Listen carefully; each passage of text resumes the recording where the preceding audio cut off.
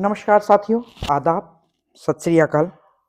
आपको पता है पिछले 3 दिन से बहादुरगढ़ के अमन और लाखन माजरा के हार्दिक राठी की जंग लगे सिस्टम की वजह से मौत हो गई।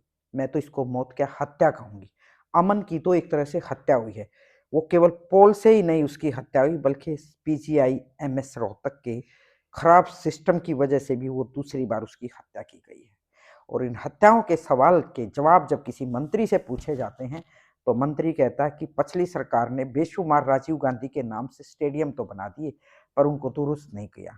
मेरा सवाल, पब्लिक का सवाल, 11 साल से आपकी सरकार है, क्या 11 साल में जिस जिस सरकार को जिस पार्टी के लोगों को घर पे बिठा दिया 11 साल पहले, क्या वो आपके खिड़की दरवाजे चढ़ाने आएंगे? आपके स्टेडियम की देखभाल वो लोग करेंगे? सरकार की जिम्मेदारी कुछ नहीं है कि जो पिछली सरकार कुछ बना के चलेगी उसकी मेंटेनेंस कर ले। एक दो नौजवान युवाओं की जो जंग लगे सिस्टम और सरकार की लापरवाही, प्रशासन की लापरवाही से जिन दो युवाओं को हमने खो दिया, वो बहुत ही दुख की बात है। और उससे बड़े दुख की बात है जो नेताओं के बयान आ रहे हैं कि अब हम हमारे पास जानकारी आ गई है, हम जानकारी जुटा रहे हैं कि कैसे कौन कौन से स्टेडियम खराब है। तो 11 साल से मुझे लगता चने बेच रहे थे ये लोग। ऐसा नहीं है कभी खाली एक ही जगह किए की बात हो। ऐसे कम से कम भी सैकड़ों स्टेडियम्स है जिसके बारे में मुझे भी पता है कि वहाँ पे फंड्स भी जारी किए गए हैं, वहाँ की व्यवस्था को दुरुस्त करने की व्यवस्था भी की गई है। प्रदेश में राजीव गांधी खेल स्टेडियम के नाम से बना तो दुनिया भर के दिए, अब वो बनाने के लिए थोड़ी नहीं बनाने थे। उसकी बिल्डिंग भी आज तक उसमें शीशे दरवाजे नहीं लगाए गए थे। बहुत सारी चीजें ऐसी अव्यवस्थित रूप से तैयार करके दी गई जिसका बनने से ना बनना ही हमारे लिए नासूर बन गया था। भाई, स्टेडियम बना रखे हैं, आप नर्सरी आवंटित करते हैं, उनका ग्रेड देते हैं, उनके 114 करोड़ रुपए आपने दिए हैं, वो रुपए कहाँ खर्च हुए? क्या किसी प्रशासनिक अधिकारी ने किसी गांव में जाकर किसी स्टेडियम के किसी व्यायामशाला की व्यवस्था को चेक किया कि यहाँ पीने का पानी, यहाँ शौचालय, यहाँ बिजली है, कोई कोच है? मेरे ख्याल में तो डिस्ट्रिक्ट सोनीपत के जैसे भी मैंने 5-10 स्टेडियम देखे, किसी में कोच नहीं है, ना बिजली है, ना पानी है। बड़े बड़े वहाँ जड़ जरूर वो जरूर जाम है, वो कांग्रेस घास टाइप। और सबसे ज्यादा खिलाड़ी जो मेडल लेके आते हैं उनमें हरियाणा का नाम अक्सर सबसे ऊपर होता है। अभी हाल ही में रोहतक की शेफाली वर्मा भी क्रिकेट में, जो एक इतिहास में हमारा सबसे बड़ा जो नाम हुआ क्रिकेट में, वो आ, मतलब जीत के आई हमारी महिलाओं की टीम, और वो रोहतक की है। और रोहतक का जो खेल स्टेडियम है वो इंटरनेशनल खेल स्टेडियम है, राजीव गांधी खेल स्टेडियम, जो 2012 में तो ढाई शायद 150 करोड़ के करीब उसका बजट था जब उसको तैयार किया। तमाम तरह के उसमें ट्रैकर, उसमें क्रिकेट खेलने तक की सुविधाएं थी। आज अगर उस स्टेडियम को जाके देखो ना तो वहां कोई बैठने का मन भी नहीं करता। ये मतलब नहीं होना चाहिए। राजनीति अपनी जगह पे है कि पिछली सरकार किसी बड़े आदमी के नाम से किसी का स्टेडियम का नाम रख के गई तो अगली सरकार उसकी सुधी ना ले। आज मैं एक रिपोर्ट पढ़ रही थी, एक कल भी थी एक रिपोर्ट, जो अमन खिलाड़ी को जब वो पीजीआई में लेके गए तो वहां उसको अल्ट्रासाउंड के लिए भेज दिया। बताया जा रहा है कि अल्ट्रासाउंड के लिए 45 मिनट तक वो बैठे रहे, उसका अल्ट्रासाउंड नहीं हुआ। ये दूसरी बार उसकी हत्या हुई है। एक बार पोल से होगी और एक बार इस सिस्टम से होगी। मेडिकल सेवाओं के जो ये दावे करते हैं ना रोज, रफ्तार है हरियाणा का विकास पिछले 75 साल में, ऐसा 70 साल में कुछ नहीं हुआ। भाई, विकास तो हुआ है लेकिन ऐसा विकास नहीं हुआ होगा जो दो लोगों की इस तरह से जान ले ली जाए। ये जान ही गई है, हत्या कहूंगी मैं तो उसको। और मैं आज एक रिपोर्ट और पढ़ रही थी, 8 डिस्ट्रिक्टों में, रोहतक, चरखी दादरी, पलवल, अंबाला, नारनौल, गुरुग्राम, रेवाड़ी जैसे बड़े शहरों में डीएसओ नहीं है, डिस्ट्रिक्ट स्पोर्ट्स ऑफिसर नहीं है। जब उनके अधिकारी ही नहीं तो वो कौन खिलाएगा उनको? कबड्डी तो हब है यहाँ, गोहाना के साथ लगते गांव कथूरा, रिंढाना और बनवासा में।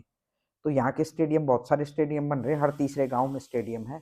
और मैं एक दिन एक राज्यसभा के सांसद के बयान सुन रही थी, वो कह रहे थे कि भाई इतनी सारी हमने व्यायामशाला बनाए, इतने सारा विकास करवा दिया, और भूपेंद्र हुड्डा को मौका लगा तो अपने बाबू के नाम यूनिवर्सिटी कॉलेज स्कूल खोल दिए। और चौटाला का मौका लगा तो उसने अपने बाबू के नाम यूनिवर्सिटी, स्टेडियम और पार्क और खेल यूनिवर्सिटी बना दी। भाई यूं तो माना आप लोगों ने।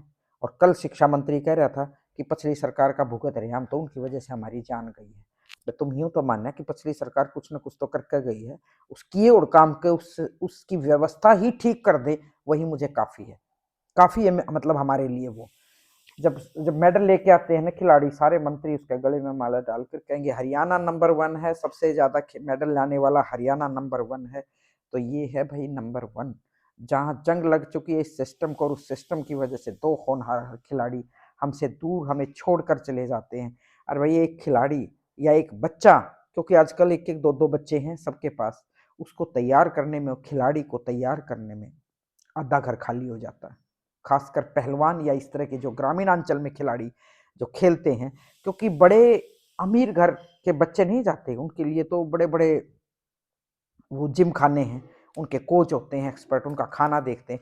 यहाँ तो कस्सी के साथ ग्रामीणांचल में मैं देखती हूँ कस्सी चला ली और सरकार के या स्कूल में जो भी बने हुए होते हैं उनके ट्रैक या इस तरह के स्टेडियमों में जाके वहाँ अपनी प्रैक्टिस कर लेते हैं और खेत का काम कर लेते हैं। उनकी सबसे बड़ी प्रैक्टिस तो ये है। तो भाई बस आज थोड़ा-सा मन दुखी है। अब कह रही है सरकार कि हमने सारी रिपोर्ट माँग ली है, खेल अधिकारी को निलंबित कर दिया। भई मुझे लगता है खेल अधिकारी को निलंबित करने से समस्याओं का हल नहीं है। खेल अधिकारी तो के ऊपर तो सरकार जो भी बैठे हैं प्रशासन बड़ा, वो उनसे पहले रिपोर्ट माँग लेते। अधिकारियों को जाकर उन स्टेडियमों में चेक करना चाहिए, क्या जितने स्टेडियमों की उनके पास रिपोर्ट है उसमें कोई जाकर सुविधाएँ दे रहा है या नहीं। अब उनको निलंबित करो, रिपोर्ट माँगो और रिपोर्ट आने में 6 महीने लग जाएँगे, तब तक शायद मुझे लगता है ये बात पुरानी हो जाएगी। अब कह रहे हैं ग्रेड देंगे ए, बी, सी, डी।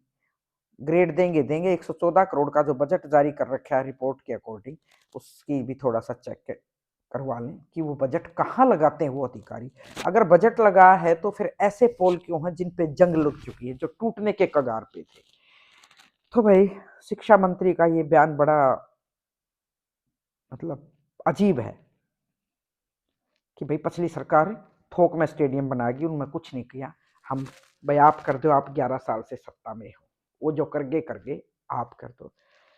तो भाई मैं दर्शकों से भी गुजारिश करूंगी कि इस तरह की चीज़ों को थोड़ा सा संजीदा तौर पे लें और सरकार को अवगत कराएं कि ये हमारी ज़रूरत है या मांग है, क्योंकि सबसे ज़्यादा जो खिलाड़ी हैं वो ग्रामीण अंचल से बहुत ज़्यादा निकलते हैं।